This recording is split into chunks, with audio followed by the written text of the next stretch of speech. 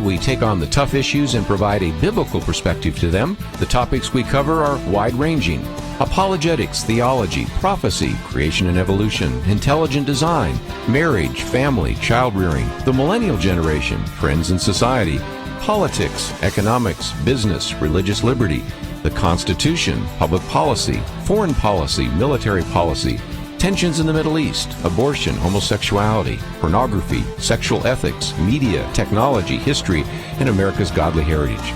We talk about anything that affects your faith, your family, or your freedom. So don't go anywhere, because Point of View starts right now.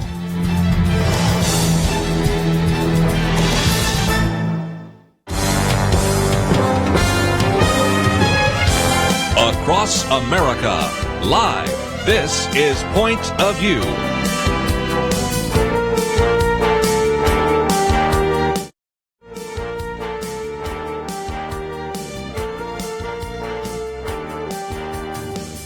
And now, Kerby Anderson. You know, as I'm out traveling, oftentimes I'll have people say, can you recommend something that might help my young person? It might be my child, my grandchild, to be prepared for what they're going to encounter in college. I'm really concerned about what they're going to run into. And so often we talk about the Probe Mind Games Conference. And so we're going to spend some time talking about that in the first hour today. And I would certainly encourage you, whether you have a young person or not, I hope you'll be listening, because you may know somebody that you may want to tell about this. We have, of course, the podcast. We have the YouTube channel and a number of other ways where you could send it to them, because we're all very concerned about what happens when young people head off to college. So we're going to be talking about a very important program that will be taking place June 10th to 16th. This is a great opportunity for you to know a little bit more about that. And if you have listened to this program any length of time, you know when we talk about mind games, we always talk with Ray Bohlin and Sue Bohlin. Dr. Ray Bohlin is the Vice President for Vision Outreach for Probe Ministries. He's the author of a number of books on science. And Ray, it's always great to have you in studio. It's great to be back, Kerby. And Sue Bohlin is the website administrator for Probe Ministries, also teaches calligraphy and is one of the speakers at Mind Games. And Sue, it's great to have you here as well. Hey, friend. Glad to be here. You know, June 10th to the 16th. Talk about what we are going to tell people about, because this is a conference really geared to help young people be prepared for what they're going to encounter when they go off to the university.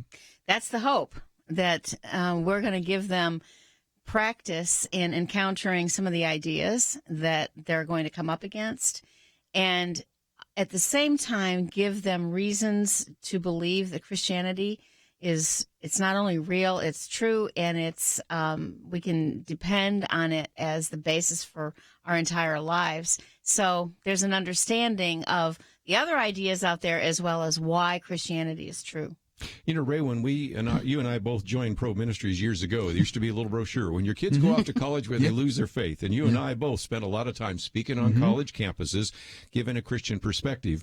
But there was another aspect of that, just the need to prepare young people that we don't have a chance to talk to on campus for what they're going to encounter. In your area of science, they're going to be getting a heavy dose of evolution. They go into philosophy, they're going to give a heavy dose of atheism. If they take a class in psychology, you're going to get a heavy dose of humanistic psychology.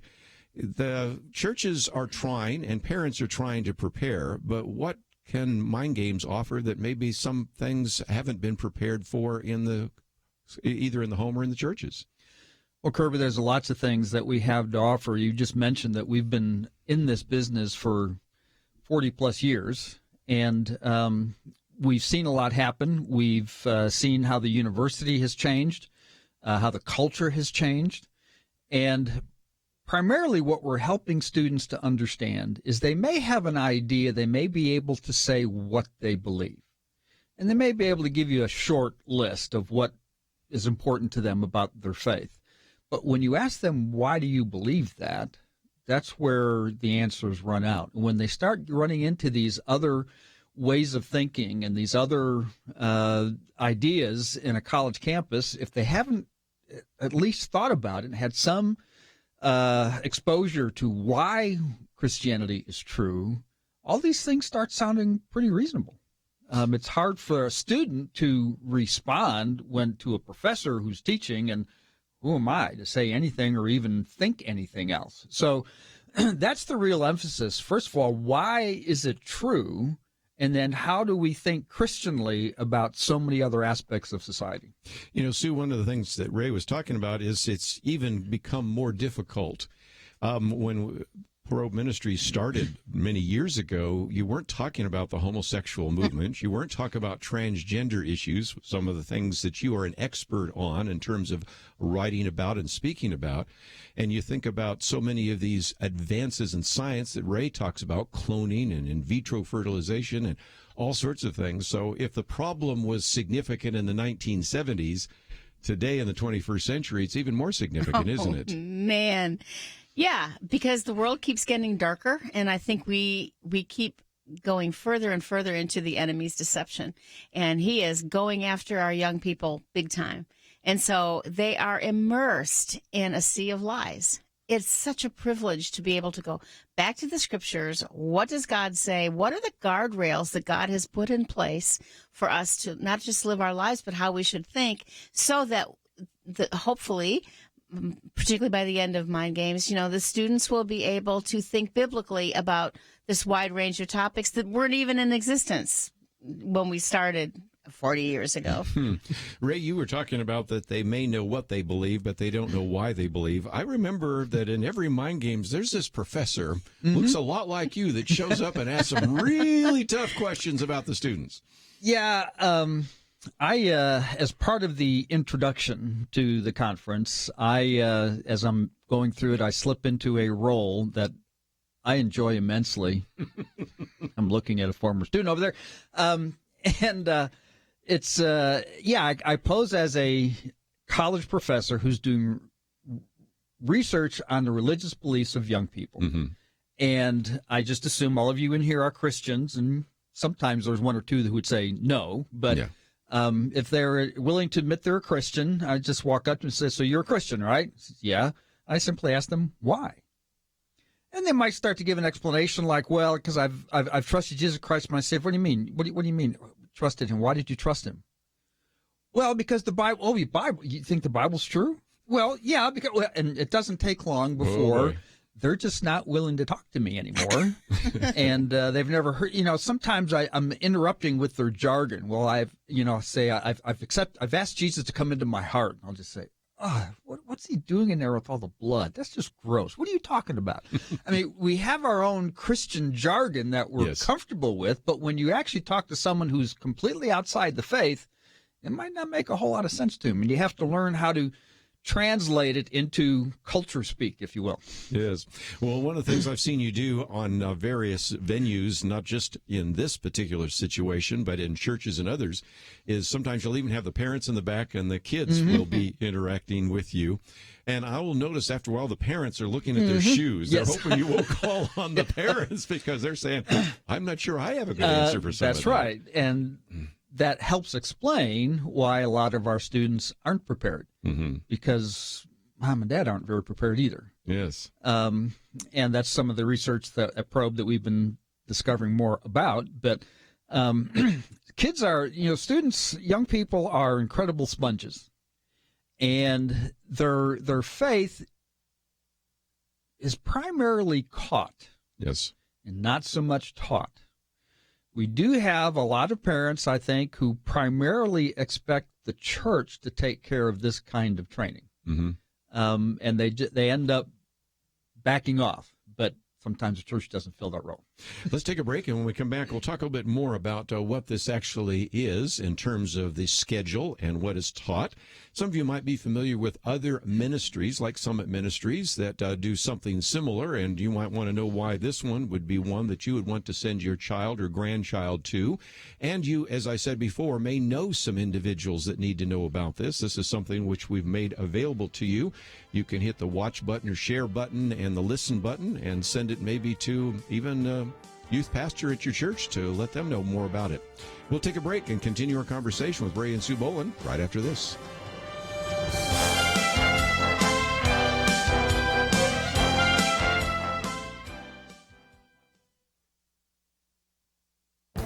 This is Viewpoints with Kerby Anderson. You know, a generation ago, driving on American roads was much safer than in many other countries with lots of open roads, like Canada or Australia. That is not the case anymore. David Leonhardt reports that our vehicle fatality rate is about 40% higher than the fatality rates in Canada and Australia. He says he was unaware of this country's outlier status until he began to report on the rise of driverless cars.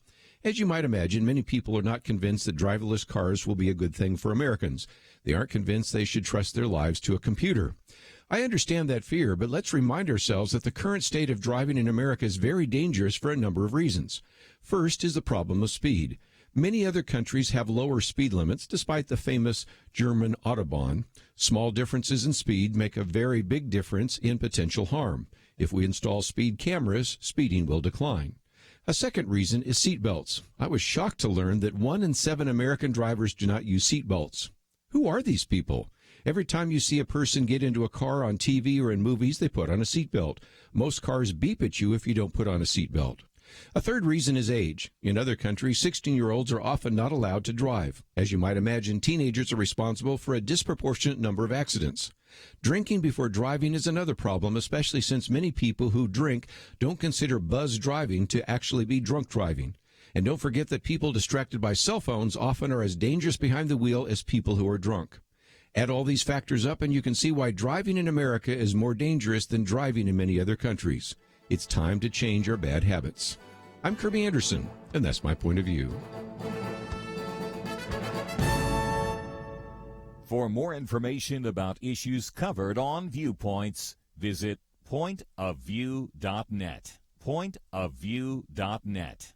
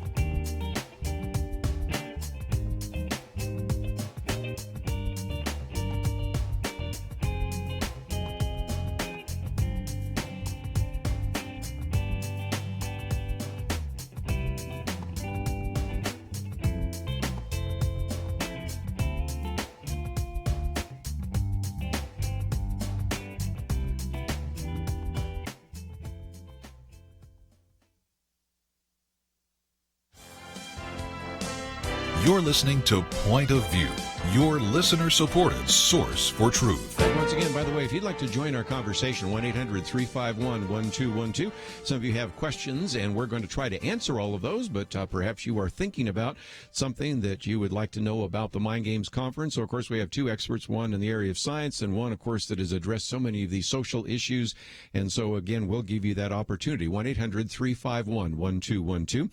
Also want to introduce another person around the round table, but before we do so, Sue, give us at least a little bit of an overview of what takes place during the entire week, June 10th to the 16th. What is covered, and how do you cover that with some of the students?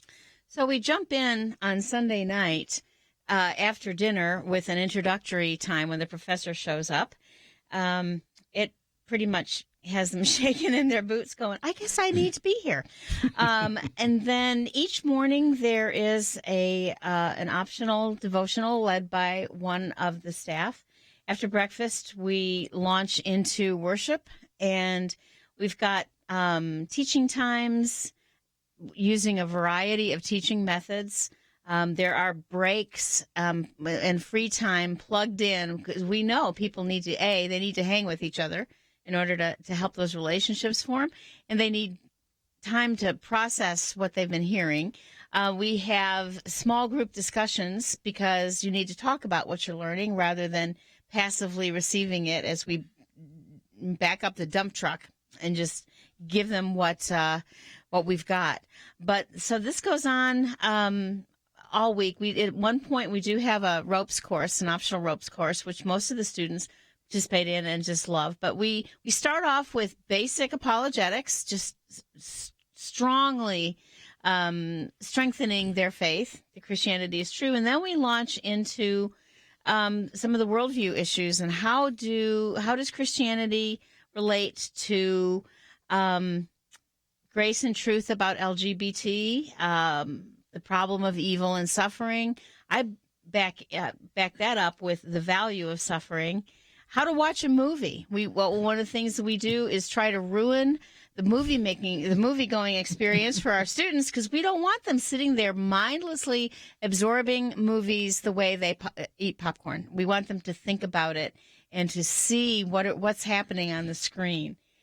So there are a number of, it's about 25 hours of teaching, and there's plenty of hanging time. And then we finish up Friday night and get up Saturday morning, and people either fly back home or they're picked up and go back to wherever they came from. And we have a great time all week. And again, you're doing everything from visual presentations, PowerPoint presentations, role play, small group, and all the rest, which, Ray, really brings me to a question some people have. And they say, I've heard of Summit Ministries. And matter of fact, John Stone Street's a good friend, has been on this program, going to be with him tomorrow night at a conference. And we love what that is. But there are some significant differences between what Summit Ministries does and Mind Games. You've been a professor at Summit. So speak to that for just a minute. Yeah, we're really good partners, and there are some important distinctions. First of all, Summit Ministries is a 2-week program. Ours is 1 week. On top of that, they primarily hire a lot of their speakers. So some of them, they have staff. John Stone Street, particularly, I think, is technically on staff, although he's located elsewhere. Right.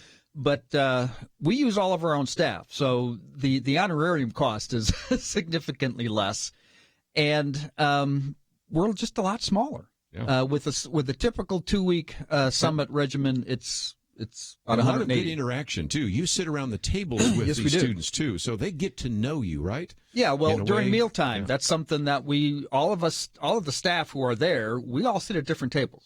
We don't sit to ourselves. We make sure we're out among the students and give them at least the opportunity to talk more about something. Sometimes takes them a couple days or they're willing to do that, but we're there and we're available. Let me, if I can, introduce somebody else sitting around the table, and that's Maria Bemont, and she is a mother of young people that have had a chance to go to Mind Games. So first of all, thank you for joining us today here on Point of View. You're welcome. Thank you for having me. Talk about that. You have now seen the fruit of the teaching that these and others have done. What would you say about that?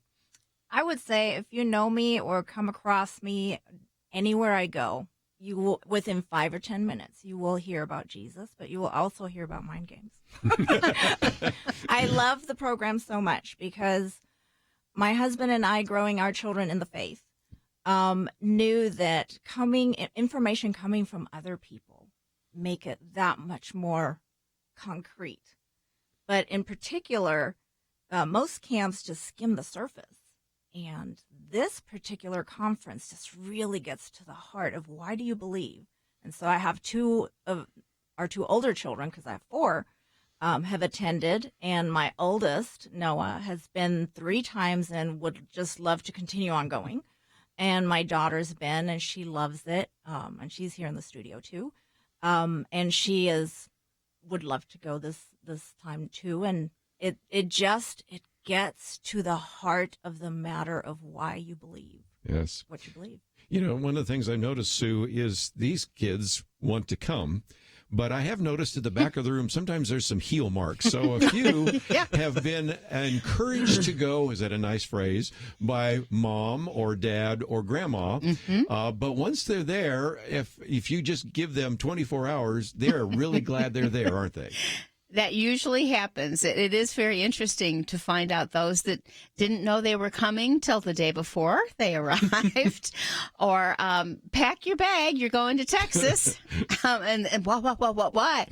And I'm not sure about it. They weren't the ones that did the research or whatever. And honestly, it's not just the content. So much of it is about the people. There's usually under 30 participants who come.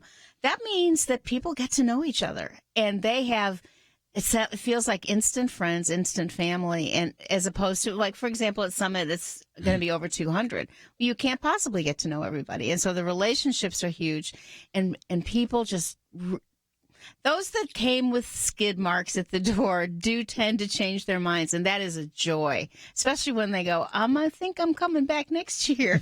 I like that.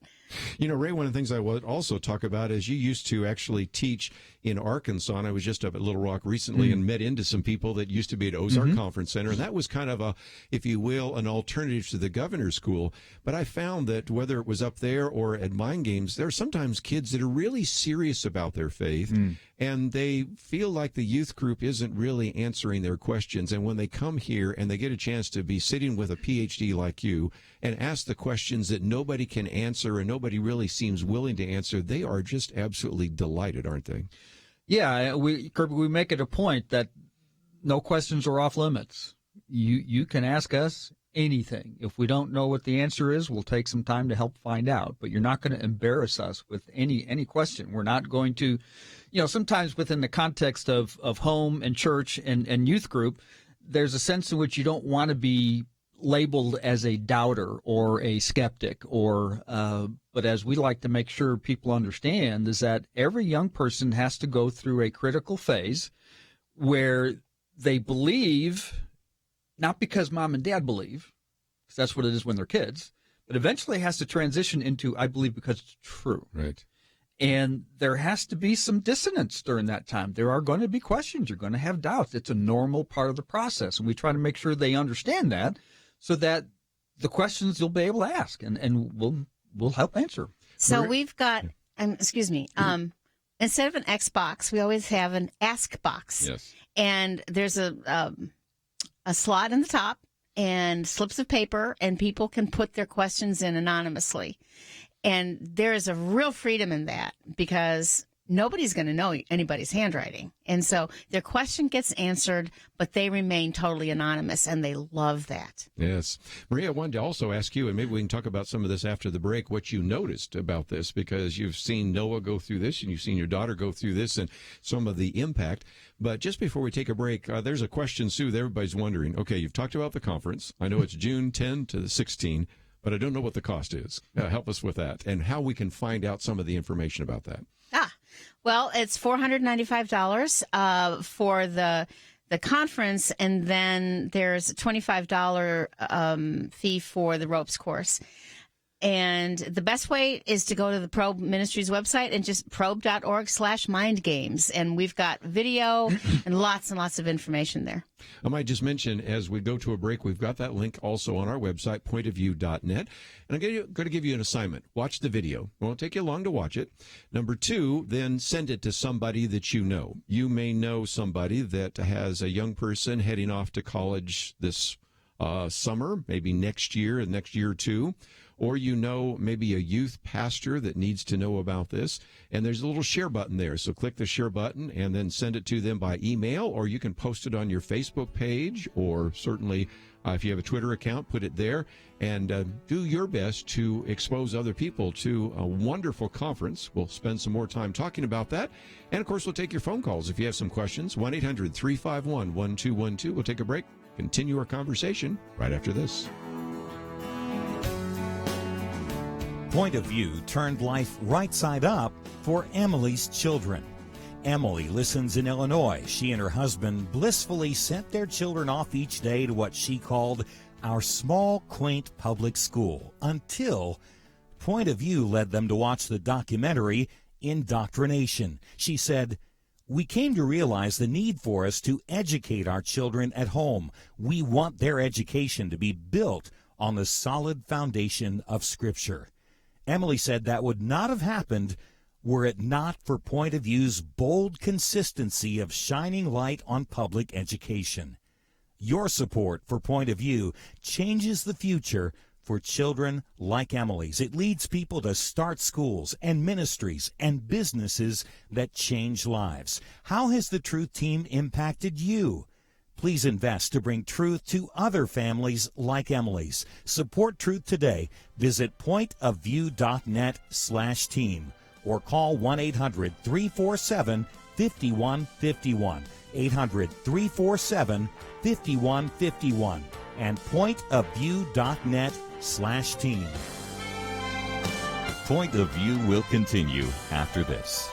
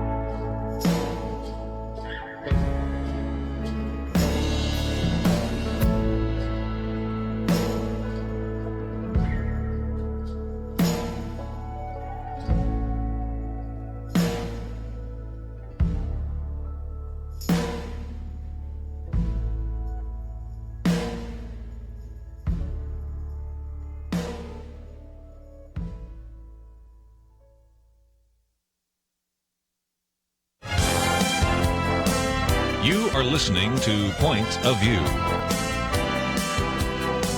The opinions expressed on Point of View do not necessarily reflect the views of the management or staff of this station. And now, here again is Kerby Anderson. Continue our conversation today, and if you would like to join our conversation, maybe you have a question or a comment, we'd love to hear from you. 1-800-351-1212. Once again, focusing on the Mind Games Conference. We do this once a year just to give you an advanced warning about it so that you can plan ahead. And also, if you do not live in the Dallas area, you can get a plane ticket, or sometimes families actually come driving all the way down to go to the conference, and so we wanted to let you know more about that. Ray and Sue Bohlin in studio with us, and Maria Bemont is with us as well. And Maria, let me come to you for just a minute, because we were talking about, as Ray was saying, young people go from, okay, it's my parents' faith, but eventually it's got to be my faith. And you've had two of your children now have a chance to go through Mind Games, and I think that's helped clarify and maybe even answer some of their questions. So what did you find in terms of your own experience? Absolutely. So you guys mentioned that there's just a huge concern where kids go off to college or life, and they just cannot back up their belief.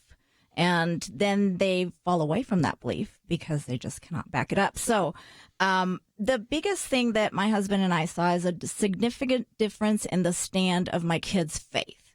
So because they have a deep understanding and knowledge, no one can take that faith away from them. No one. And no one can rattle or shake them. And they're prepared. They're prepared to answer the very tough questions. And then I've noticed in my kids' lives that the more they knew the truth, the more love they grew towards Jesus. And then there's scripture that says, if you love me, you will obey me. So it has so many cascading domino effects on the lives of my kids. My daughter in particular, I saw a huge difference in how she lives her life. Yes. Well, and again, I think that's part of it is that, Ray, I remember one time one of our staff members was meeting with one of the individuals teaching at the governor's school, and he asked him, you know, are you able to really change what your students think? And he said, well, if they really know what they believe, no. But if they don't, then I can have a real impact. And so when we send young people off to college or into the world and they don't know what they believe, they are going to fall prey to some of those false ideas, aren't they? Absolutely. You arrive at the university and you start taking your classes, and you have an immediate sense of respect for these professors.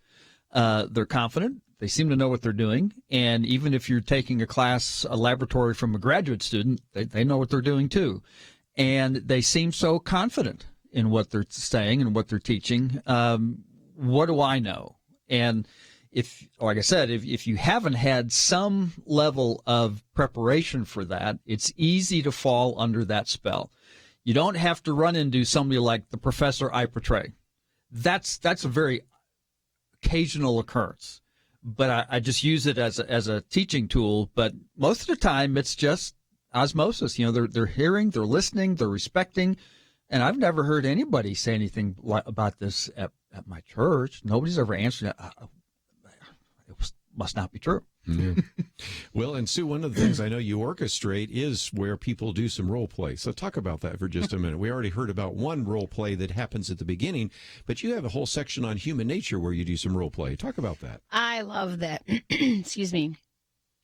I get to present a Christian perspective on human nature, and then I invite Dr. E.O. Wilson, a Harvard entomologist who comes in his white lab coat and his white shirt and tie, and he interacts with the students. And so he answers my questions about human nature from an atheistic perspective.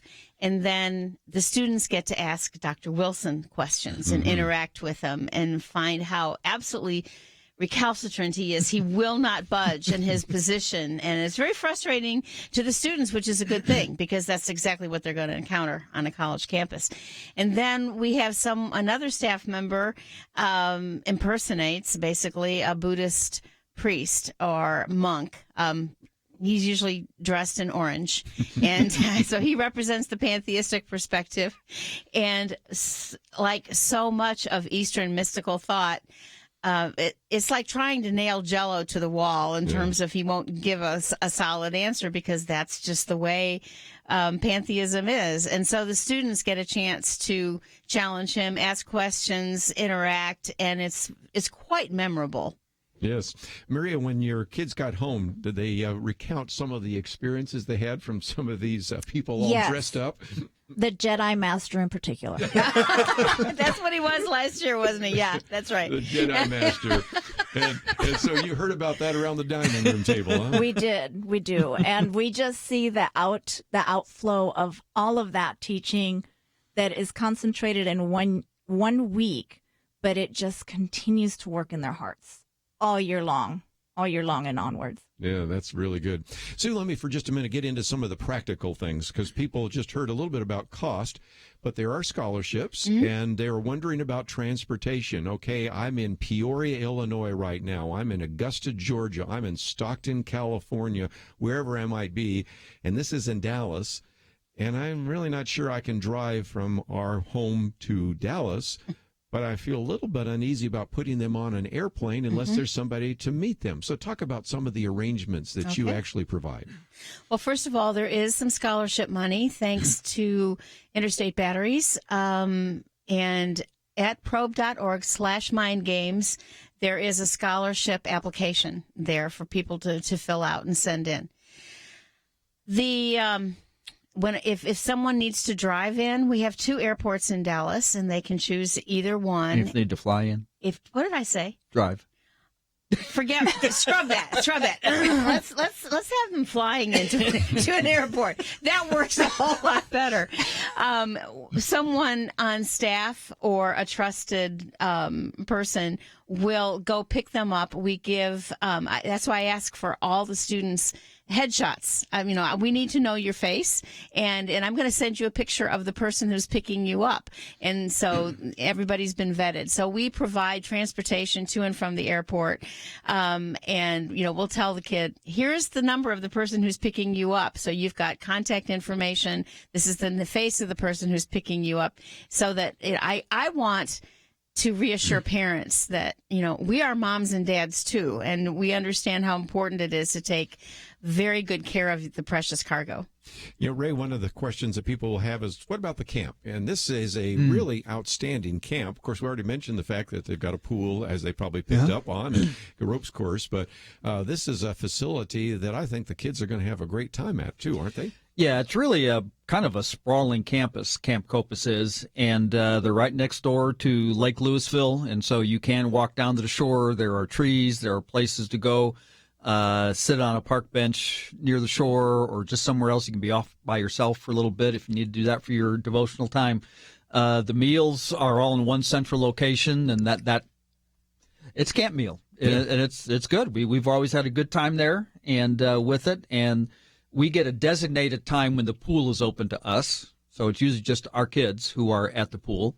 And, there's not much else going on at the camp usually when we're there. We're in the early part of the summer, and sometimes they have some of their own camping stuff, preparing councils, that sort of thing. But it's not terribly crowded. You don't have you don't have a lot of munchkins running around usually.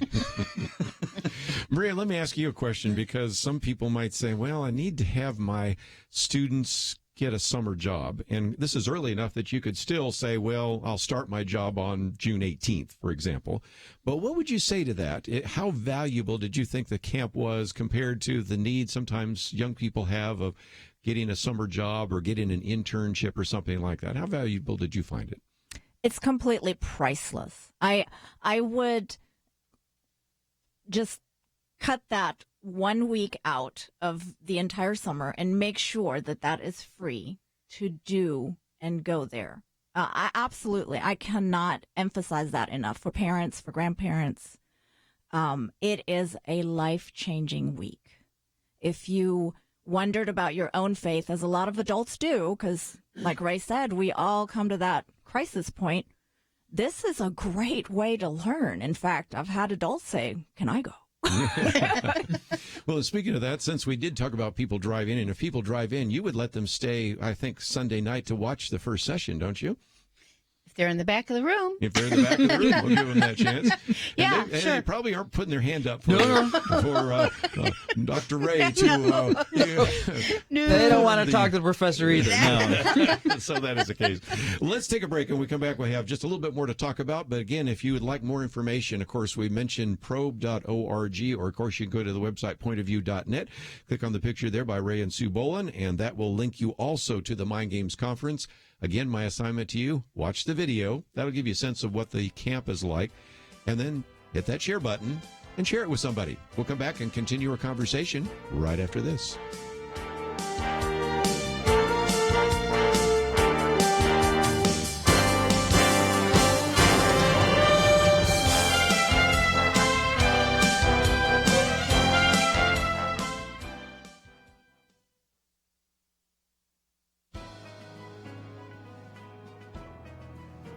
Welcome to the First Liberty Briefing. I'm Jeremy Dice. Can county commissioners open their own meetings with prayer? The U.S. Court of Appeals for the Fourth Circuit recently prohibited Rowan County's commissioners from opening their meetings with prayer. But the federal courts of appeal are split over whether prayers offered by legislators at local government meetings are unconstitutional. In another one of our cases, Bournemouth versus County of Jackson, the Court of Appeals for the Sixth Circuit approved of the very same practice. Opening government meetings with prayer is a centuries-old tradition that goes back to before the founding of our nation and continues to this day before Congress, state houses, and thousands of local governments across the country. It shouldn't be very controversial. The Supreme Court previously approved of the long-standing tradition of legislative prayer and its role in solemnizing policymaking sessions, encouraging lawmakers to selflessly seek the greater good, and acknowledging the role that faith plays in the lives of millions of Americans. In 1983, in Marsh v. Chambers, and then again in Town of Greece v. Galloway, the Supreme Court held that prayers offered by private citizens before government meetings are fully consistent with the Constitution and an important part of America's history and heritage. But what if that citizen is an elected official? That's the question we hope the Supreme Court will now answer. To learn how First Liberty is protecting religious liberty for all Americans, visit firstliberty.org. Hi, I'm Kelly Shackelford, President and Chief Counsel of First Liberty Institute. You can protect your religious freedom by going to firstliberty.org to download your free Religious Liberty Protection Kit. Our attorneys created kits for churches, ministries, Christian schools, military members, students, and teachers, and the workplace. Get your Religious Liberty Protection Kit at firstliberty.org. That's firstliberty.org.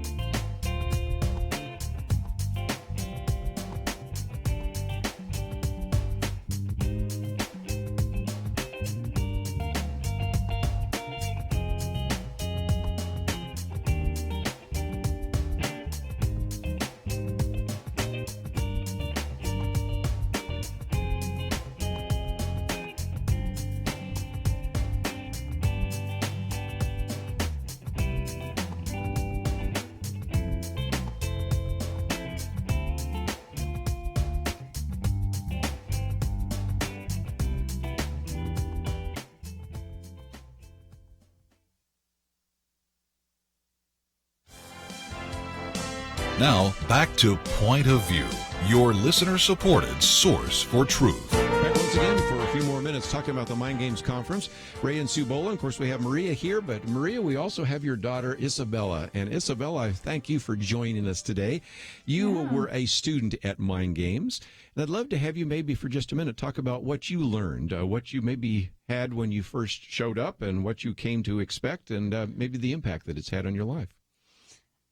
So my brother Noah went, and he really enjoyed it. Always talked about how great it was.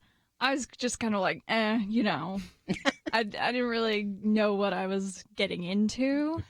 When I left, I definitely was so glad I went. But what I got out of it, especially relationships with people, like Sue said earlier. That was one of the biggest, bestest things about it, I think. And also just learning to share, learning how to share, I should say, why I believe what I believe. Sure. You know, Sue, one of the things I found is those relationships. I mean, these are kids from all over the country who then go back to all over the country and keep in contact with each other through Facebook and Snapchat and Instagram and Pinterest and all sorts of things. And it's just been amazing to see the bond of relationships from just really being at a camp one week. It's really true, and it's been a joy because of social media. I get to see that go on beyond 1 year. I see people on Facebook who were students years ago who are now married, and they're sharing their children with each other on Facebook, and they're still just walking strongly in the faith. These relationships go on. And these kids are saying often, I feel like I've made a friend for life. And the reality is they've made a friend for eternity because they're all walking toward heaven together. That's good. Isabel, let me ask you, we talked with Dr. Ray Bohlin, who prayed to Professor. When he started asking those questions, how did you feel? Oh, man, I was so nervous. Definitely shaking. My brother did not prepare me for that. No, he didn't tell me about that at all. It's almost like initiation or something. Yeah. I tried to answer to the best of my abilities, but it was very difficult. Yeah. But then you got to turn it around and ask questions of E.O. Wilson and the Jedi. Was it? Jedi Master. Yeah. The Jedi Master. So that was kind of fun for that as well. I also found that frustrating.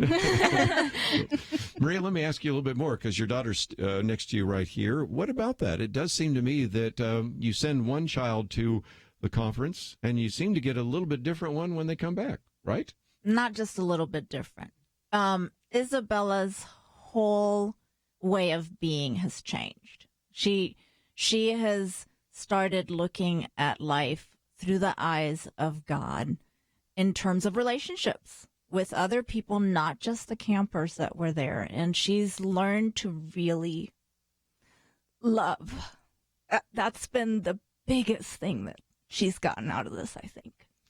Powerful. Sue, now we're all I love cry. you. But again, the power of going. Some people say, what difference does 1 week make? You've seen the differences, haven't you? I've seen it. I've seen it last, for a very, very long time. It is a joy.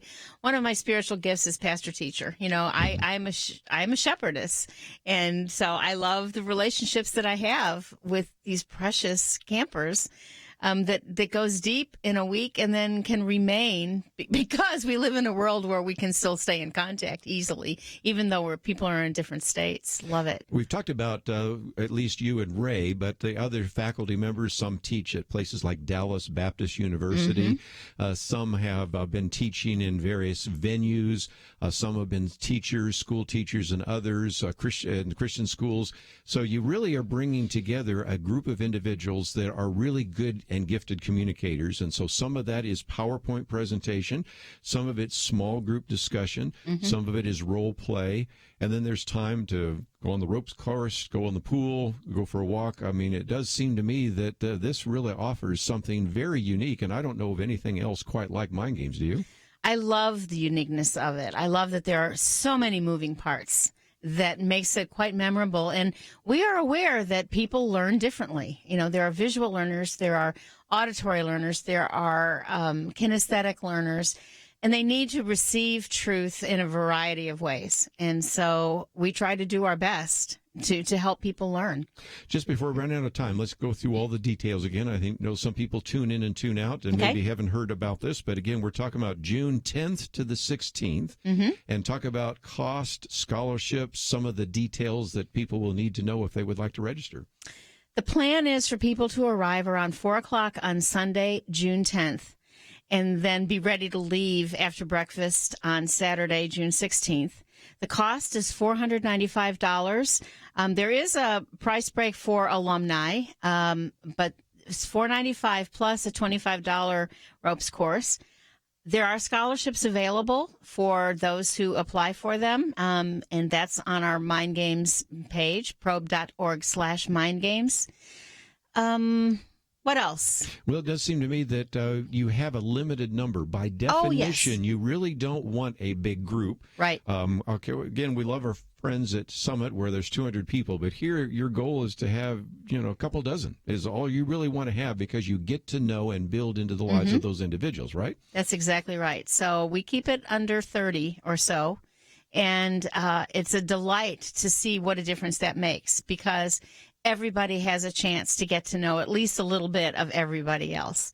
Well, again, Maria, I really appreciate you coming here and sharing your heart. And I wanted to give you enough chance to get some composure because that was a powerful statement about the impact that Mind Games has had. But any comments you might make to any parent out there or grandparent who's thinking, this probably would be good for my kid. I wonder if it's worth the time and energy and money. What would you say to them? If that thought even crossed your mind for like 1 second, the answer is yes. It's worth it. Yes. Do it now. Don't stop on go. Just do it now.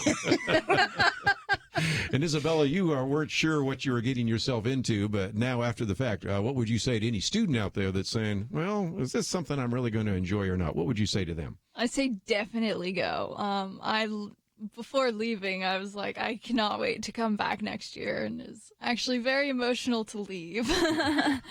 And I found that to be the case. Boy, Saturday, it is really quite tearful. It is. It is amazing. It is. People's like, I don't want to leave. And we tell them, but if you don't leave, the rest of us will be gone and it will be really, really lonely. So you have to go back home. I think that was the number one thing that struck me is from my son, a boy, comes back and says, and the first thing he said, I cannot wait to go back again next year. That was it. That is amazing. Well, again, a great testimony. And again, if people have some questions as they go to probe.org or they can go to pointofview.net, we have a link either way. They might just say, well, you've answered some of my questions, but I'd still like to talk to someone. You are available, aren't you? My phone number and email are both there, plastered all over with the Mind Games pages. Yeah. At sue@probe.org is the easiest way to reach me. Pretty simple. So again, Ray and Sue Bohlin, as well as Maria and Isabella, we appreciate you all coming into the studio today. And it wasn't anything like the Inquisition that the professor gives you, right? I think you all survived it pretty well. Well, let's take a break. And again, if you would like to know more, we have all of that on our website, pointofview.net, and also at probe.org. Second hour today, we have Michael Youssef with us, his newest book out. I was in a bookstore and saw the book, and I said, I didn't know he had this new book. I bought it. I came back, and turns out we had just gotten an advanced reader's copy, but I got the original, so we're going to be talking with him in the second hour about the hidden enemy. And this really, in some respects, should have flipped, because after you've heard him, you're really going to want to make sure that your children and grandchildren go to Mind Games. So we'll be talking about some of the challenges we face in our culture, all that coming up right after these important messages. Is religious freedom still a cornerstone of the Republic, or has it effectively been crushed by the forces of tolerance? America needs Christians to be informed and as unified as possible, applying God's wisdom to civic life. Point of View can be a key part of a successful mission. I believe in America. I believe God wants His best for us. We can face whatever the world throws at us as long as we stand together. If you have not signed on, please do it now. Support Point of View Radio today at pointofview.net. Set up your monthly gift by clicking the Truth Team 360 picture and then carefully follow the directions. Pointofview.net. By phone, you can give at 1-800-347-5151. 800-347-5151. Or mail that first donation to Point of View, Box 30, Dallas, Texas 75221. Box 30, Dallas 75221. Or call us 800-347-5151. Point of View will continue after this.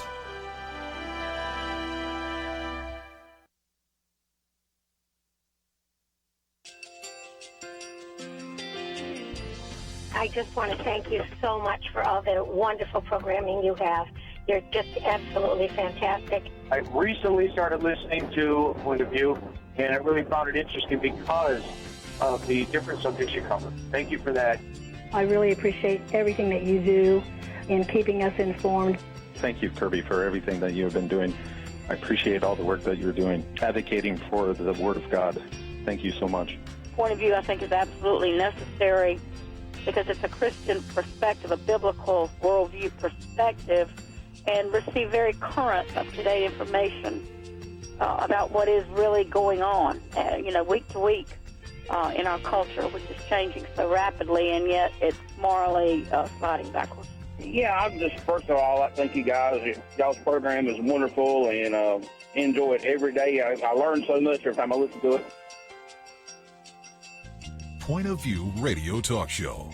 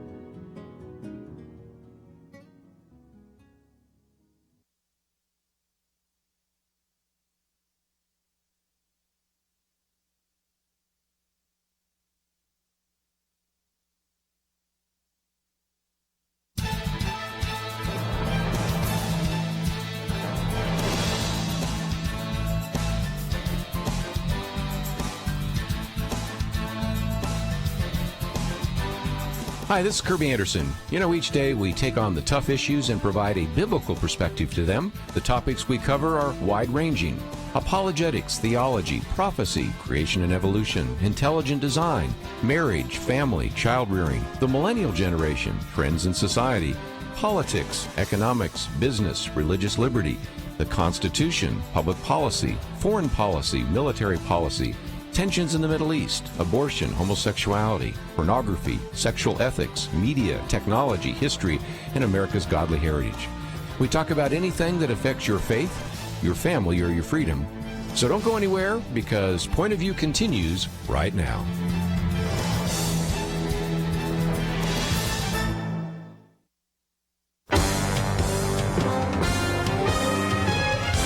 Across America, live. This is Point of View.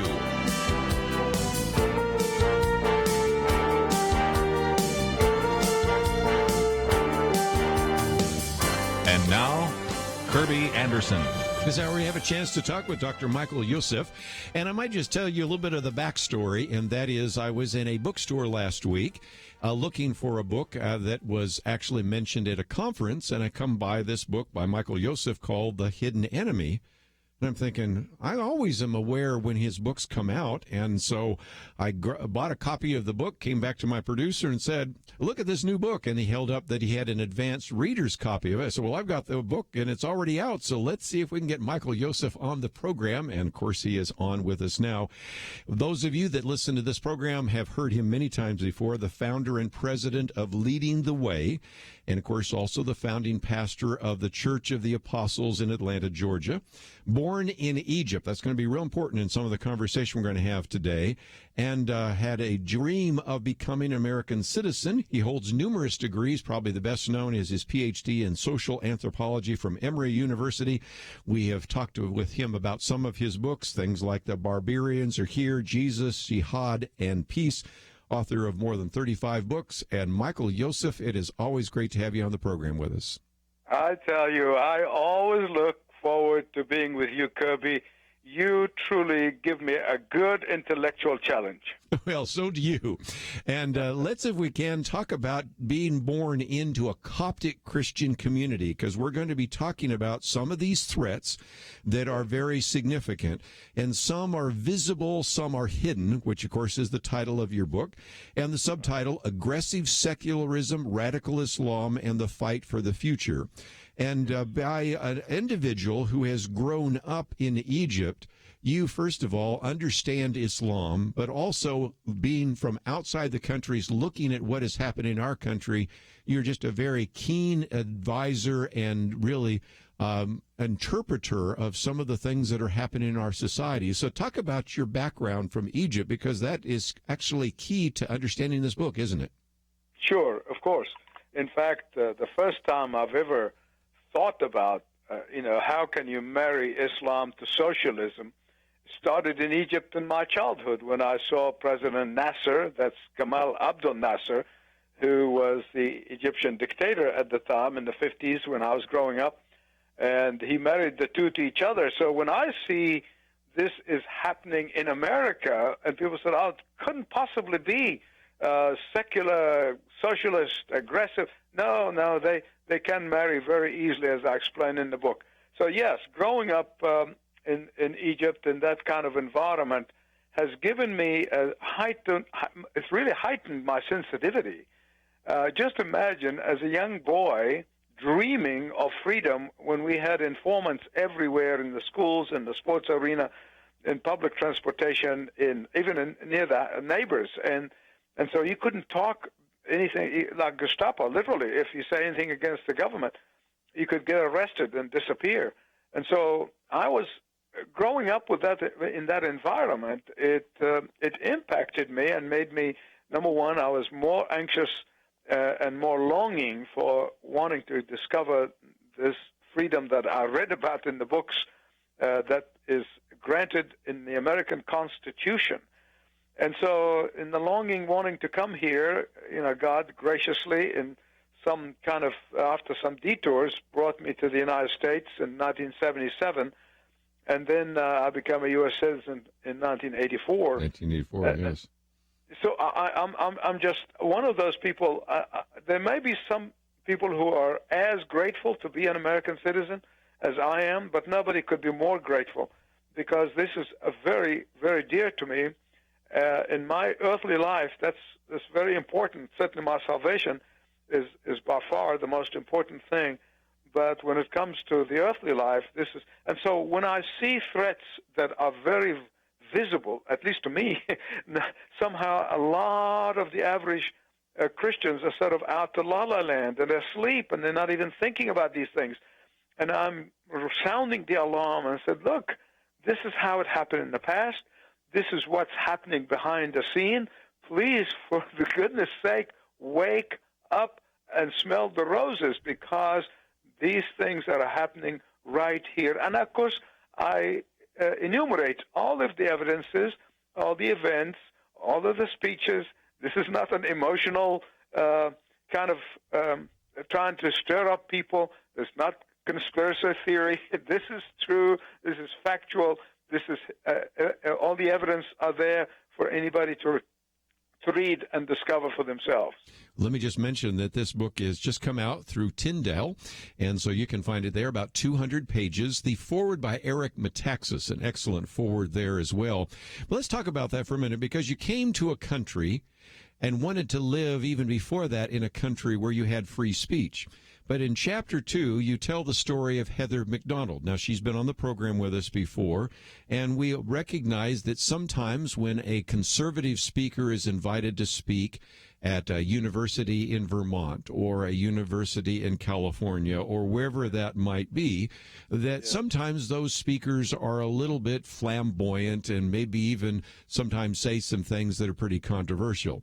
Heather McDonald's not one of those. You talk about a sweet, soft-spoken individual who was invited to speak at Claremont McKenna College in Southern California. Tell the rest of the story, because this shows me how there really isn't free speech on a lot of college campuses anymore. No, and she was in this Anaheim campus when a group of about 250 protesters surrounded the building to blockade it, literally blockade the entrance, forcibly. Preventing the students and the faculty and all, even the guest speaker, from entering into the hall. And this is happening not even with just Christian, but also any conservative. We've seen that happening with Ann Coulter and many others. But they basically forbade her from giving her speech and threatened the student journalists who were there, and they said, you should not report on this, and it goes on and on and on. And I give that just as an example, that she went in there and spoke to an empty auditorium because those thugs stopped people from coming in. But, you know, this is exactly the same tactics that the Muslim Brotherhood in Egypt, those thugs stood outside the polling booths where Mr. Obama, who is the ultimate and aggressive secular humanist, praised them so euphorically about the best, the first election in history. In reality, the thugs who will do this here in the United States, they stood out the booth and they looked at the ID. If you're a Christian or a Muslim that they know you're going to vote for the other party member, not the Muslim Brotherhood, they basically threaten you with your life. So half their population could not vote.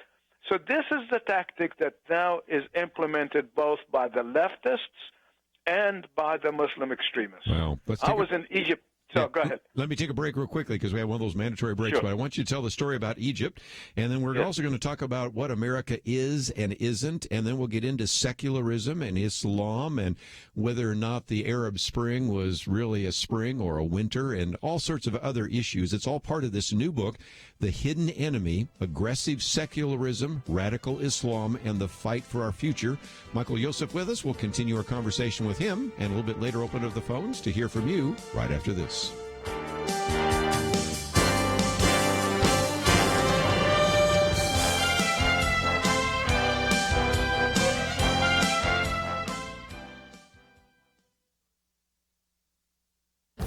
This is Viewpoints with Kerby Anderson. You know, a generation ago, driving on American roads was much safer than in many other countries with lots of open roads, like Canada or Australia. That is not the case anymore. David Leonhardt reports that our vehicle fatality rate is about 40% higher than the fatality rates in Canada and Australia. He says he was unaware of this country's outlier status until he began to report on the rise of driverless cars. As you might imagine, many people are not convinced that driverless cars will be a good thing for Americans. They aren't convinced they should trust their lives to a computer. I understand that fear, but let's remind ourselves that the current state of driving in America is very dangerous for a number of reasons. First is the problem of speed. Many other countries have lower speed limits, despite the famous German Autobahn. Small differences in speed make a very big difference in potential harm. If we install speed cameras, speeding will decline. A second reason is seatbelts. I was shocked to learn that 1 in 7 American drivers do not use seatbelts. Who are these people? Every time you see a person get into a car on TV or in movies, they put on a seatbelt. Most cars beep at you if you don't put on a seatbelt. A third reason is age. In other countries, 16-year-olds are often not allowed to drive. As you might imagine, teenagers are responsible for a disproportionate number of accidents. Drinking before driving is another problem, especially since many people who drink don't consider buzz driving to actually be drunk driving. And don't forget that people distracted by cell phones often are as dangerous behind the wheel as people who are drunk. Add all these factors up and you can see why driving in America is more dangerous than driving in many other countries. It's time to change our bad habits. I'm Kerby Anderson, and that's my point of view. For more information about issues covered on Viewpoints, visit pointofview.net. Pointofview.net.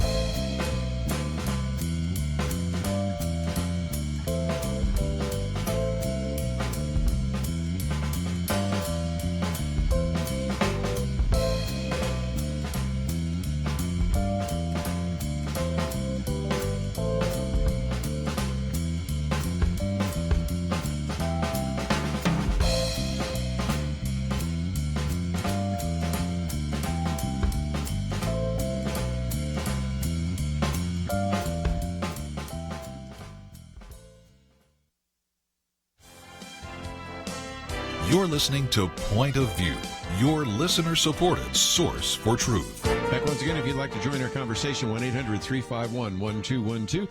Privileged to have with us today Michael Youssef, and let me just mention that we have a link to his website, which is very simple. It's ltw.org, stands for certainly leading the way, and we have a link there and all sorts of information about his book. You should be able to find it in your local bookstore. I found it in my bookstore and bought it, and you certainly should be able to find it as well. But if you have any difficulty, of course, we have a link to it as well, published by Tyndale. And Michael Youssef, you were talking about going to Egypt, and I'm sorry to interrupt you, but we have those mandatory breaks. What would you like to share with us? Not at all. November 1, I had the joy of meeting President Sisi in Cairo. And we were supposed to be there for an hour. We ended up being there for 3 hours. Wow. Here's one of the things that actually blows the mind of any American. He's a man who's a devout Muslim. Yes. Who was saying, do you people understand what Islamic extremism is all about? Do you understand Islamic fundamentalism? Do you know what their goal is? I mean, he is berating the Westerners who are berating him for keeping the terrorists out of his country, and they're calling it human rights. And he said, that kind of thing, one of our groups said, Mr. President, protecting your country from terrorists is human rights. That's a human rights issue. And the question is, how blind can we be when a country like England, where they literally, in the Labour Party, they're going out and recruiting Muslims to come and run for parliament, and not moderate, what's so-called moderate Muslims, these are extremists, and they are members of parliament. They are running the school board in Birmingham and many other places, and it's happening here. as I've given many examples in the book, but one of the most glaring examples is the day after the inauguration of Trump, with 40, 50,000, whatever numbers they want to call feminists, militant feminists. These are the people who are anti-patriarchal, okay? Their guest speaker is a Muslim Brotherhood member, by the name of Linda Sansour, who was wearing a hijab, standing there on the podium speaking to 50,000 militant feminist women, saying what America needs is the Sharia. And these women were saying, yeah, Sharia, Sharia. I said, no, they don't. Watching this. They do not crazy. understand. Matter of fact, one of the booklets we make available to our donors is one I did on Sharia law. The most recent one's on privacy and surveillance. It's interesting. Some of those are kind of connected, but that's people, I don't think, have any idea what that is. But one of the things I thought I might do before we get into secularism and Islam is in Chapter 3, you talk about what America is and isn't. And one of the examples you use is Tom Hanks. Now, I love the acting by Tom Hanks. I love the films that Tom Hanks has been in.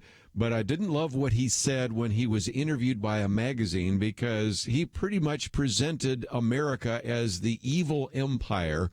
And we do have our flaws, and I'll be the first to admit that. But we have a very jaundiced, very negative view that many people have of America, and a lot of that comes from what's been promoted in Hollywood and what's been promoted in the American schools. Isn't that true?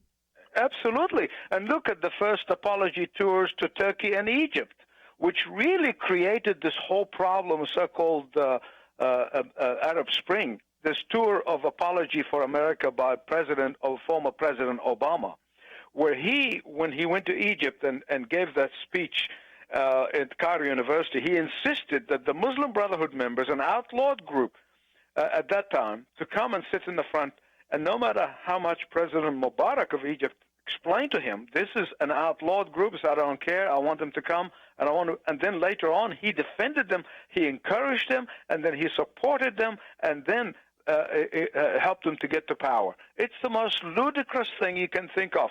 All these secular humanists, these people, whether it be Tom Hanks or the movie stars, or now Joy, whatever her nname is, from The View. Behar, yeah. Behar. I mean, they basically are living in La La Land, and they think that it's being non-discriminatory when they involve Islamists. Again, I'm making a distinction between Muslims. I have many Muslim friends whom I love dearly, and Islamists. An Islamist is a person who basically says the only hope for this world is for Sharia to conquer the world and the whole world be under the caliphate. Let's bring us back to the 7th century Arabia. That's really what an Islamist wants to do. Wants to bring the world back to the Stone Age. Wow. And yet, we think this is discriminatory if we do not give them a platform and allow them to come in and occupy political office in the land. This is the thing that sometimes I go cross-eyed. It's like we were talking before about Linda Sarsour. She said, well, how many of you would love to have loans for your mortgage from your house without interest rate? And they said, yeah. She said, that's the Sharia. Well, the problem is with this Islamic banks, when they lend you money, they won't charge you interest, but they will charge you a fee. And the fee normally is twice as much as the interest rate. It's just amazing. It is. It's smoke and mirror. And yet they sell it to the gullible, and the gullible Americans standing there who have no clue how the world even operates, and say, yeah, Sharia.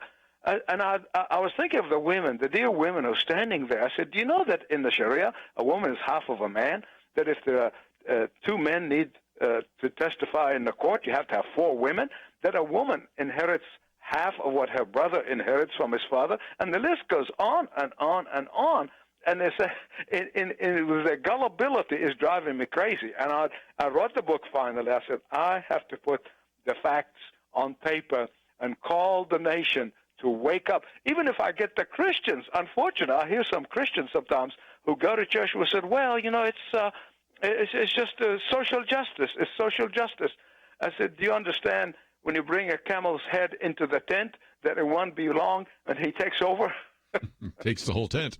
Let's, if we can, talk about this idea of political Islam, because if there's anybody that understands that, I know that you did your doctoral dissertation on one of the leaders of radical Islam, in some respects the great-grandfather of radical Islam. So you have seen this really ever since you were in school and saw that, of course, even when you lived in Egypt. But educate us for just a minute, because we're talking about not only a counterfeit gospel, which is certainly the case, but also a political movement that we sometimes, because of our Western ideas, think, well, you have church and state, and so they'll be separate. But there's no separation between mosque and state if you actually implement radical Islam. True? It doesn't exist, yes. And that is the point that secular leaders, and not secular in the good sense, like President Sisi, like several members of his cabinet that I met with and became friends with, and his chief of staff, and people that I really highly value, they said, you need to educate the West of why we in Egypt have outlawed the Muslim Brotherhood. The Muslim Brotherhood movement started back in 1921 by a school teacher, elementary school teacher named Hassan al-Banna. And basically he took the teaching of Ibn al-Wahhab, or the Wahhabis from Saudi Arabia. Again, I go back, they want to take the world back to the 7th century and bring it into Stone Age. That's really what this Wahhabi is. That's what the Muslim Brotherhood does. They're all the same. And all of these movements that had arisen from 1920 to today, as one of the government leaders in the Middle East said, they are the children and the grandchildren of the Muslim Brotherhood. The Muslim Brotherhood and Hamas are basically allies, and they work together. And so when Egypt declared the Muslim Brotherhood terrorist organization, they were honestly, genuinely hoping and praying that America and Europe will do the same. But instead, the world headquarters for the Muslim Brotherhood now is in London and in parts of the United States. And so they finding a succor in the West when they are not welcomed in the Middle East, where the movement was born. And so if you want to go back to the Stone Age, and if you want a man to beat his wife because she just looked the wrong way, or kill his daughter out of suspicion that she may have had sexual relations, whether she did or not, it doesn't matter. If he's suspicious, it's honor killing. Then please, by all means, don't discriminate. Welcome them with open arms. Yes. Look at our courts, what our courts have done to President Trump's executive order, trying to protect the country from coming from countries, not that 100 Muslim countries, but only 7 where they have no government. When I came to this country, I lined up.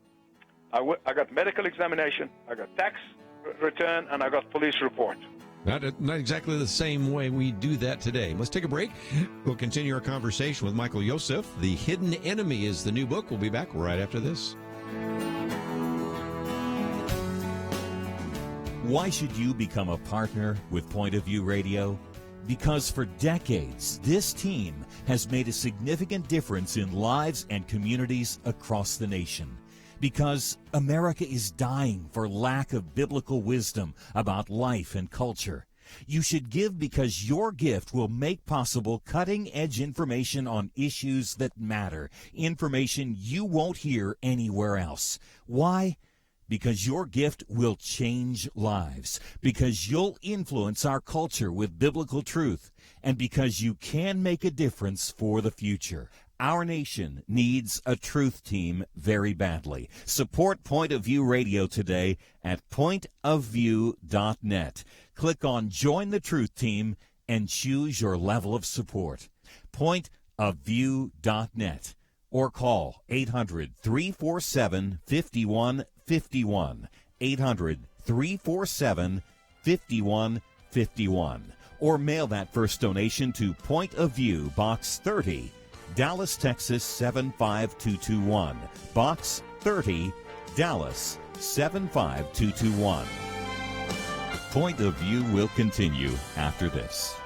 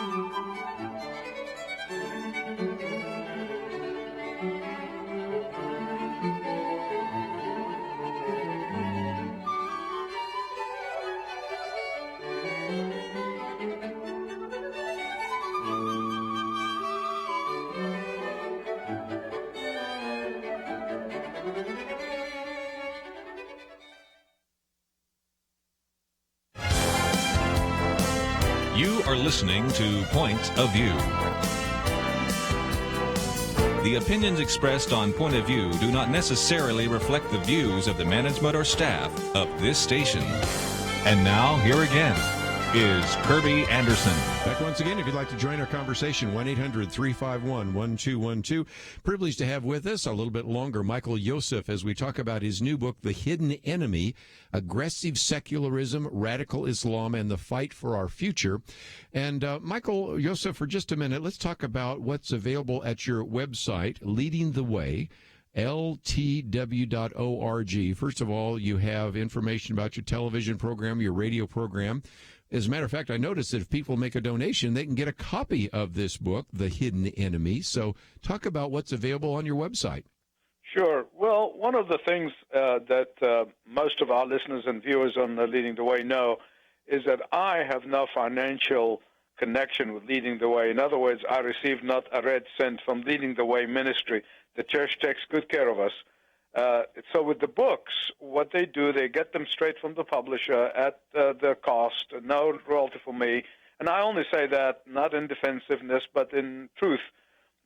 So they basically say, for a gift of any amount, to help the ministry spread the gospel to the very Muslim people in the Middle East, for a gift of any amount, you can order the book or pre-order it, because really the book doesn't come out till the 6th of March.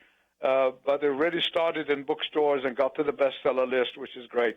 But yes, for any gift of any amount to Leading the Way, they can get a copy of the book, plus download a digital article or the chapter on post-truth culture in which we live. That is a very, very valuable piece of equipping material you can read. Well, again, let's get into some of that. Of course, you have a chapter on secularism and this post-truth world, and we talk a lot about this post-truth world, but help us understand, because you believe, and you already said a little bit about this, but how can secularism, which is dominated by people like Richard Dawkins and Sam Harris, and they believe in the future, and they believe in science, and they believe in progress, how can that in any way at all connect up with Islam, which, as you said, wants to take us back to the Stone Age and is believing that men and women are not equal and actually wants to suppress all sorts of free speech? These seem so different, yet your argument is, in some respects, they're working together almost hand in glove. How so? They really are. In the sense, they have an unholy alliance with each other. And honestly, you have to be spiritually sensitive, with having spiritual eyes to see this, because their common enemy is basically the Judeo-Christian ethics, the Christian belief system, and that's their common enemy. They both hate it, though they will not. I mean, look at our homosexual friends. Now, we love them in America and in the West. We, as Christians, we welcome them. We love them. I have some neighbors, and I go and talk with them. I minister to them. I will never in a million years agree about their lifestyle, but it doesn't matter. We still love them. What they do in Iran, they take them up to a high-story building, and they throw them out. Now, anyone, just with common logic, you don't have to be Christian, you don't have to be a believer, you don't have to be Jewish, just common sense. Who would you rather work with? You would work with the Christians, who at least say, look, thank you for being loving toward us. No, they go and they work out deals with the Muslim groups, partly because they're afraid of their terrorist activity. I remember the former president of BBC was in his farewell, and he was leaving, and there was a press conference, and somebody asked him, he said, why do you always, BBC has a policy of leaning hard on Christians, but they're very easy on Islamists, and even those who commit terror acts. He said, look, it's no-brainer. Christians have broad shoulders. They can take it. But if you do say anything about Muslim terrorists, they will come in with guns and bombs, and they bomb Oxford Street. Our office is on Oxford Street. I thought that was honest of him. It was. They are fearful. See, the terrorism wants to instill fear, and that's where they have succeeded. They have instilled fear in the secular mind, in the media outlets, in all these institutions. They're terrified of them. So what they do is say, no, we're your friends. The Christians are the ones who don't like you. We're your friends. And so you get the secular groups of people. And again, I don't want to harp on just President Obama, but he is to me the ultimate when it comes to a secular minded person. He claims to be a Christian, but in his outlook and his actions, very secular. And he is the one who's thought that a common alliance between the United States and his government and the Muslim Brotherhood can really bring peace to the Middle East. And what he did, he created mess. I'm talking about a big mess.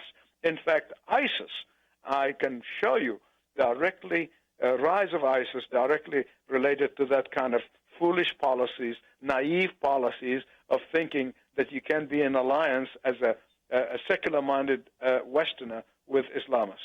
Let's get into that a little bit more, because you kind of take us behind the scenes when Don Lemon at CNN wanted to interview you when we were going through what was called the Arab Spring. And I appreciate you actually taking the time to explain that, because sometimes some of us have seen you on television, and we would love to know the backstory. But I think anybody knowing the backstory or even seeing what transpired, he the whole time was thinking that what was happening in Egypt was going to be the flowering of democracy, and that these people all wanted freedom. And you said, well, no, let's look back in Iran back in 1978 and 1979, and he would have none of it. Well, it turns out you were right and he was wrong. But that gets back to this idea of needing to have, first, a sense of history, and second, maybe to see things with a spiritual eye, as you talk about. Exactly. I was there for 3 hours. There were some of the most painful 3 hours on a Saturday night, and I'm going to trying to get ready, to preach the next day. But I gave them my word. They asked me if I would come for the duration, and I said yes. But in the end, I really had to take the microphone off and leave, because it was so frustrating. This young man from New Orleans, he's just out of school at the time, and I tried to explain to him historically who the Muslim Brotherhood are. I tried to explain how the Iranian Revolution used goodwill, liberal-minded in the classical sense, who wanted democracy, wanted freedom in Iran. And as soon as the Shah came, the Ayatollah came back, and the Shah fell, and he came back from Paris, immediately, systematically began to kill all these secular people who have led the revolution. And I said, this is a mindset. They call them, we call them useful, the Calvinists used to call them useful idiots. I was reading from the Arabic press. It was right in my hand. I said, they're calling them the donkeys of the revolution. They're basically going to carry the water. They're going to get this thing going. They get Mubarak out, and then we'll take over. And they did. That's what exactly happened. What they did. Yeah. Yep. And there was a movement on the social media after the Muslim Brotherhood in 2014 came to power to add Don Lemon, please apologize to Michael Youssef. Yes. Well, I'm glad you tell the backstory, and that's another value of the book. But just before we take another break, let's talk about discernment, because you have a section in there about uninformed or misinformed, and it's really the old famous Mark Twain quote. If you don't read the newspaper, you're uninformed. If you do read the newspaper, you're misinformed. Well, we hear a lot about fake news. Can you give us some points on how to have some discernment? Because if all you did was watch, in the case of CNN or MSNBC or even the mainstream media, you wouldn't get the full picture. And so how would you recommend that listeners become more discerning about the information that they get? In fact, I give step by step in the book of how to go about being not only discerning, but checking the facts. Just check them out. You don't have to wait. You don't have to go to Fox News to find out if it's really true or not. I live in a high-rise building, and I have a very, very well-to-do group of people who are very liberal. And there are many times I'll go down to work out and run on the treadmill or whatever, and they are adamant they're going to watch MSNBC. But sometimes I said, you know what? I got to be, open-minded. I want to listen. And honestly, when I watch this, I think I'm in a parallel universe. I mean, literally. You said that. Yes. The whole worldview is so skewed. It's so deliberately misleading, and you can tell that even some of them are so vicious about their point of view. And it's not just a point of view. They know the truth, but they want their lie. And that's why, Trump called it fake news. It's really the false news.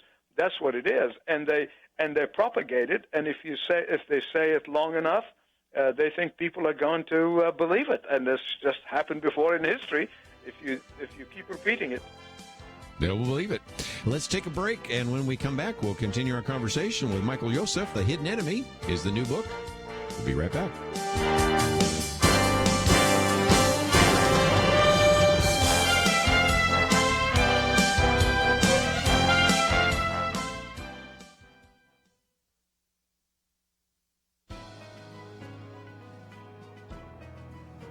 Welcome to the First Liberty Briefing.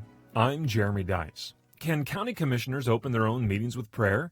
The U.S. Court of Appeals for the Fourth Circuit recently prohibited Rowan County's commissioners from opening their meetings with prayer. But the federal courts of appeal are split over whether prayers offered by legislators at local government meetings are unconstitutional. In another one of our cases, Bournemouth versus County of Jackson, the Court of Appeals for the Sixth Circuit approved of the very same practice. Opening government meetings with prayer is a centuries-old tradition that goes back to before the founding of our nation and continues to this day before Congress, state houses, and thousands of local governments across the country. It shouldn't be very controversial. The Supreme Court previously approved of the long-standing tradition of legislative prayer and its role in solemnizing policymaking sessions, encouraging lawmakers to selflessly seek the greater good, and acknowledging the role that faith plays in the lives of millions of Americans. In 1983 in Marsh v. Chambers and then again in Town of Greece v. Galloway, the Supreme Court held that prayers offered by private citizens before government meetings are fully consistent with the Constitution and an important part of America's history and heritage. But what if that citizen is an elected official? That's the question we hope the Supreme Court will now answer. To learn how First Liberty is protecting religious liberty for all Americans, visit firstliberty.org. Hi, I'm Kelly Shackelford, President and Chief Counsel of First Liberty Institute. You can protect your religious freedom by going to firstliberty.org to download your free Religious Liberty Protection Kit. Our attorneys created kits for churches, ministries, Christian schools, military members, students, and teachers, and the workplace. Get your Religious Liberty Protection Kit at firstliberty.org. That's firstliberty.org.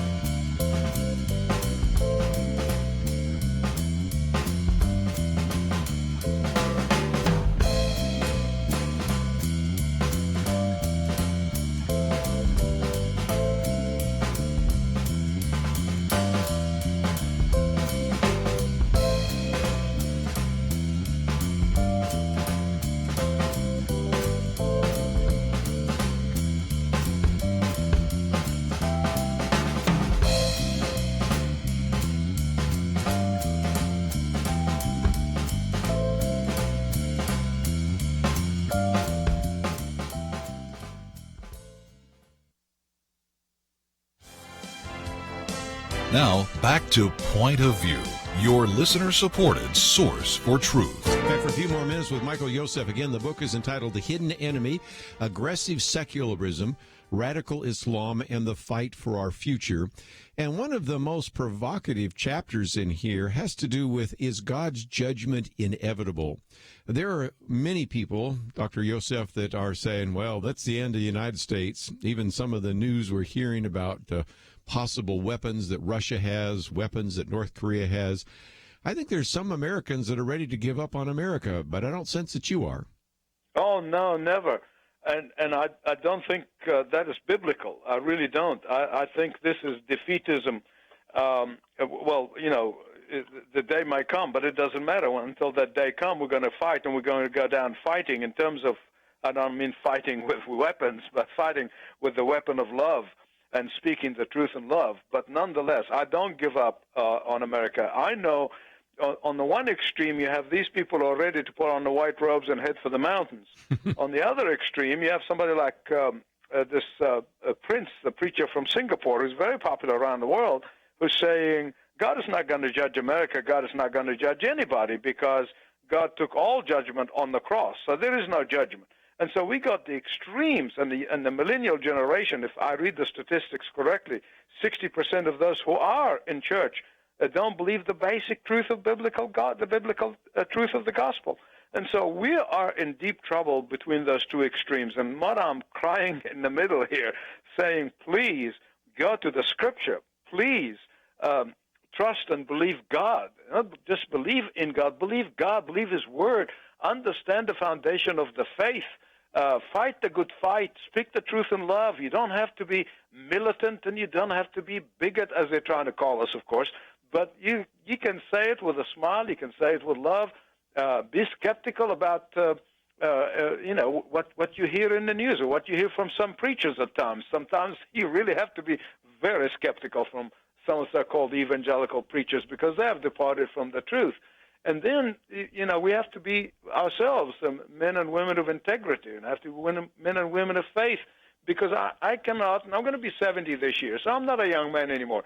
But, we cannot go around preaching at people and telling them things that we're not living ourselves. So being people of the truth and people of integrity ourselves, that when we defend the truth, we really have we have the what goes with it, and that's our own life and our own walk and our own commitment.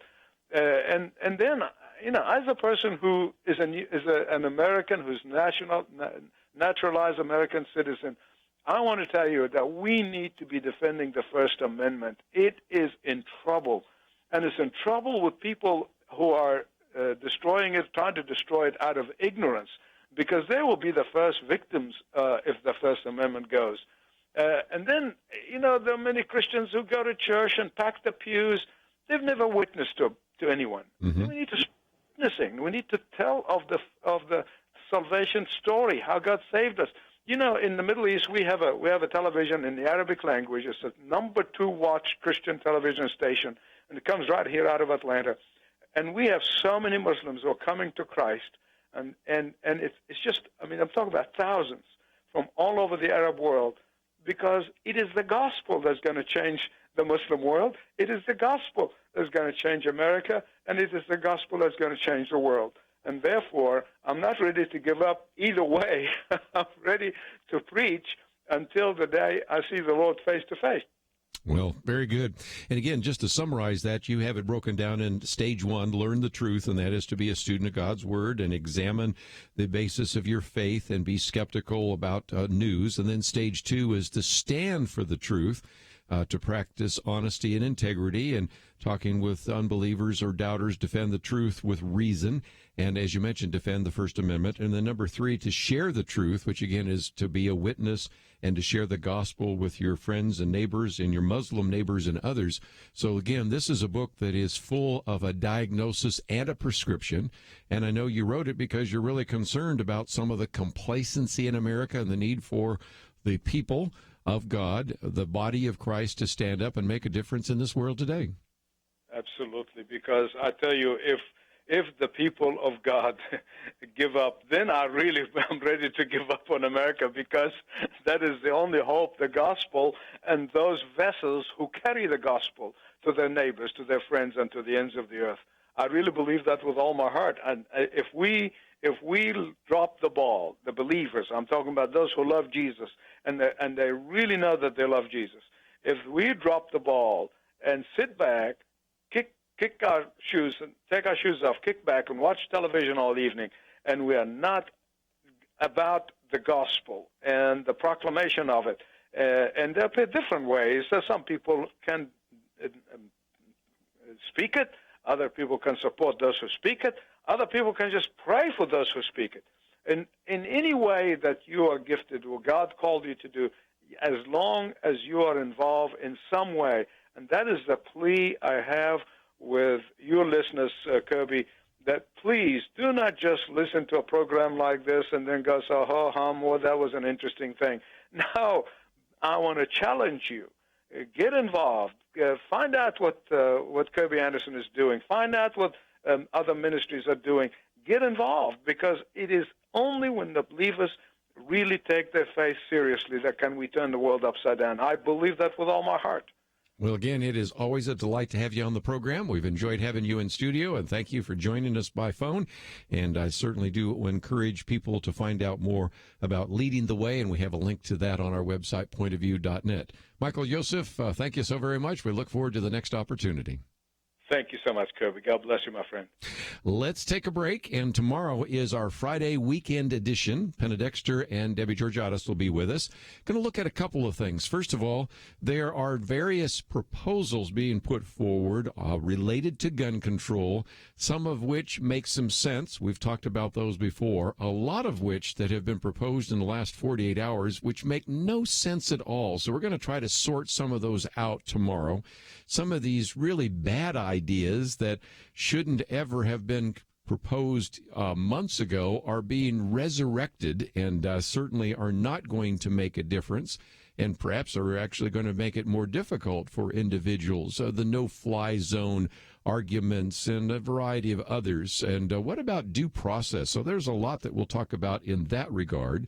Then, of course, we've had some cases going before the Supreme Court on the First Amendment. And George Will has written a piece called Don't Tread on the First Amendment, and that one has to do as much with free speech. And then we also want to come back to this issue not only of guns, but immigration, because that's another issue in the news. And even one of the articles I've posted today by Jonah Goldberg, Changing Stances on Guns and Immigration Reflect a Cultural Political Shift.